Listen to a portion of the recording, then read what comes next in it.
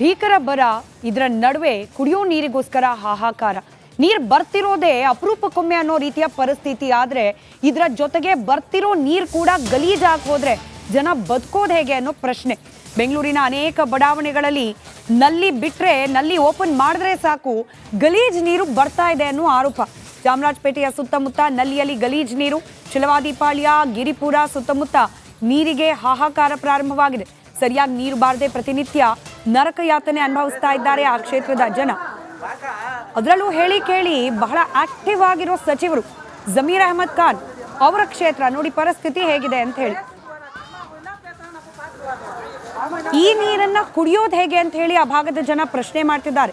ಸಚಿವರ ಬಳಿ ಕೇಳಿದ್ರೆ ನೀವು ವೋಟ್ ಹಾಕಿಲ್ಲ ಅಂತಾರೆ ಅನ್ನೋದು ಜನರ ಆರೋಪ. ಸಮಸ್ಯೆಯನ್ನ ಅಧಿಕಾರಿಗಳು ಕೂಡ ಆಲಿಸ್ತಿಲ್ಲ ಅಂತ ಹೇಳಿ ಆಕ್ರೋಶ ಭರಿತರಾಗಿದ್ದಾರೆ ಆ ಭಾಗದ ಜನ.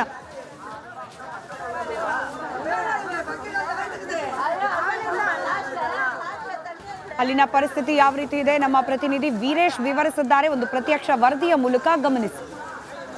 ಸಿಲಿಕಾನ್ ಸಿಟಿಯಲ್ಲಿ ಇನ್ನೂ ಜಲಕಂಟಕ ಮುಗಿದಿಲ್ಲ. ನಾ ಪ್ರೆಸೆಂಟ್ ಈಗ ಚಾಮರಾಜಪೇಟೆಯ ಛಲವಾದಿಪಾಳ್ಯದಲ್ಲಿದ್ದೇನೆ. ಈ ಒಂದು ಭಾಗದಲ್ಲಿ ನೀರಿಗಾಗಿ ಹರಸಾಹಸ ಪಡ್ತಿದ್ದಾರೆ. ಸಾಕಷ್ಟು ಜನರು ನೀರಿಗಾಗಿ ಪರದಾಡ್ತಿದ್ದಾರೆ. ಸರಿಯಾಗಿ ನೀರು ಬರ್ತಿಲ್ಲ, ಕಾವೇರಿ ನೀರು. ಅದು ಅಲ್ಲದೆ ಬಂದರೆ ಯಾವ ಥರ ನೀರು ಬರ್ತದೆ ತೋರಿಸ್ತೀನಿ ನಿಮಗೆ. ಎಲ್ಲ ಕೆಸರು ಒಂದು ಕಡೆ ಪೆಪ್ಸಿ ಬಾಟ್ಲ್ ಆಗಿದೆ. ಇದು ಈ ಬಾಟಲ್ ಇದೆಲ್ಲ ನೀರಿನ ಬಾಟಲ್ ಇಲ್ಲ, ಪೆಪ್ಸಿ ಬಾಟಲ್ ಫುಲ್ಲು ಎಲ್ಲ ಒಳಗಡೆ ಕೆಸರು ಮಣ್ಣು ಎಲ್ಲ ತುಂಬಿಕೊಂಡಿದೆ. ನೀವು ನೋಡ್ತಿರ್ಬೋದು ಈ ಪರಿಸ್ಥಿತಿ. ಕಾವೇರಿ ನೀರು ಬಂದರೆ ಜನಸಾಮಾನ್ಯರ ಆರೋಗ್ಯ ಪರಿಸ್ಥಿತಿ ಯಾವ ರೀತಿ ಇರುತ್ತೆ. ಯಾಕಂದರೆ ಈ ಒಂದು ಭಾಗದ ಸುಮಾರು ಜನರಿಗೆ ಆರೋಗ್ಯ ಸಮಸ್ಯೆ ಆಗಿದೆ ಈ ಒಂದು ನೀರು ಕುಡಿದು.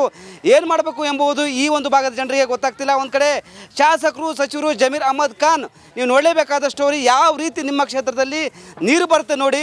ಒಂದು ಕಡೆ ಪೆಪ್ಸಿ ಬಾಟ್ಲ್ ಆಗಿದೆ, ಬ್ಲ್ಯಾಕ್ ಆಗಿಬಿಟ್ಟಿದೆ. ಮೇಡಮ್ ಹೇಳಿ, ಏನು ಹೇಳ್ತಾರೆ? ಈ ಒಂದು ನೀರು ಕುಡಿತಿದ್ರೆ ನೀವು ಏನು ಹೇಳ್ತಾರೆ ಅಂತ ಸರ್ಕಾರಕ್ಕೆ? ಸರ್, ಈ ಥರನೇ 2 ವರ್ಷದಿಂದ ಬರ್ತಾ ಇದೆ ಸರ್.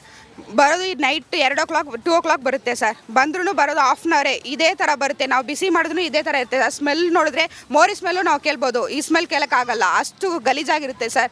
ನಾವು ಎಲ್ಲೂ ಏರಿಯಾ ಬಿಟ್ಟು ಏರಿಯಾ ಹೋಗ್ಬೇಕು ಸರ್ ನೀರಿಗೆ. ಮಕ್ಕಳನ್ನ ಸ್ಕೂಲ್ಗೆ ಕಳಿಸ್ಬೇಕು, ಎಲ್ಲ ನೋಡಬೇಕು.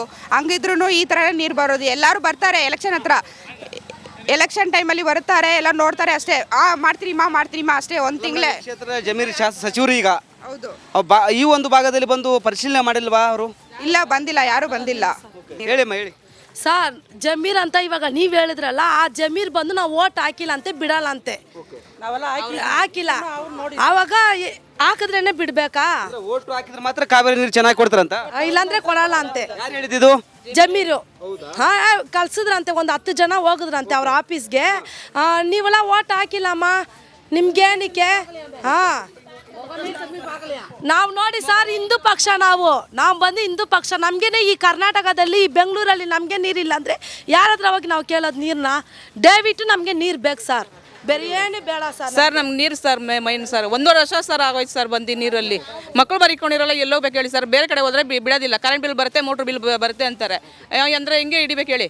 ಬರ್ತಾರೆ, MLA ಅವ್ರು ಬರ್ತಾರೆ, ನೋಡ್ಕೊಂಡು ಹೋಗ್ತಾರೆ. ಅದ್ರ ರೆಸ್ಪಾನ್ಸ್ ಏನು ಕೊಡೋದಿಲ್ಲ. 2 ವರ್ಷದಿಂದ ಇದೇ ನೀರು ಕುಡ್ತಿದ್ದೀರಾ? ಏನು ಮಾಡೋದು ಸರ್? ಅಲ್ಲೆಲ್ಲ ಹೋಗಿ ಇಟ್ಕೊಂಡ್ಬಂದು ಕಡಿತೇವೆ ಸರ್. ಫಿಲ್ಟರ್ ಸರ್ ಬರುತ್ತೆ ಸರ್ ನೀರು 2 ಅವರ್ ಬಂದು